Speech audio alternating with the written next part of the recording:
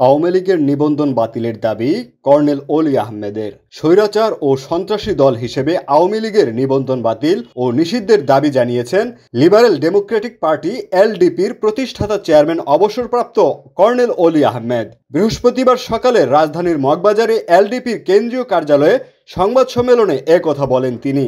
স্বৈরাচারের পতনের পর জাতি, ধর্ম, বর্ণ, রাজনৈতিক পরিচয় নির্বিশেষে সকলকে ঐক্যবদ্ধ হওয়ার আহ্বান জানান অলি আহমেদ। তিনি বলেন, উপযুক্ত পরিবেশ সৃষ্টি হলেই গণহত্যার দায়ে শেখ হাসিনাকে দেশে ফিরিয়ে এনে বিচারের সম্মুখীন করতে হবে। 6 মাসের মধ্যে জাতীয় নির্বাচন দেওয়ার দাবি জানিয়ে এলডিপি চেয়ারম্যান বলেন, ছাত্র আন্দোলনে আহতদের পরিবারের ক্ষতিপূরণ, পুনর্বাসন ও সুচিকিৎসার ব্যবস্থা করতে হবে। 2009 সাল থেকে দায়ের করা গায়েবী মামলা তুলে নিতে হবে। যাদের গ্রেফতার ও বন্দী করে নির্যাতন করা হয়েছে তাদের অবিলম্বে মুক্তির দাবি জানান তিনি। সংবাদ সম্মেলনে শান্তিতে নোবেলজয়ী ডক্টর মোহাম্মদ ইউনূস সহ সকল অন্তর্বর্তীকালীন সরকারের উপদেষ্টাদের শুভেচ্ছা জানান কর্নেল অলি আহমদ।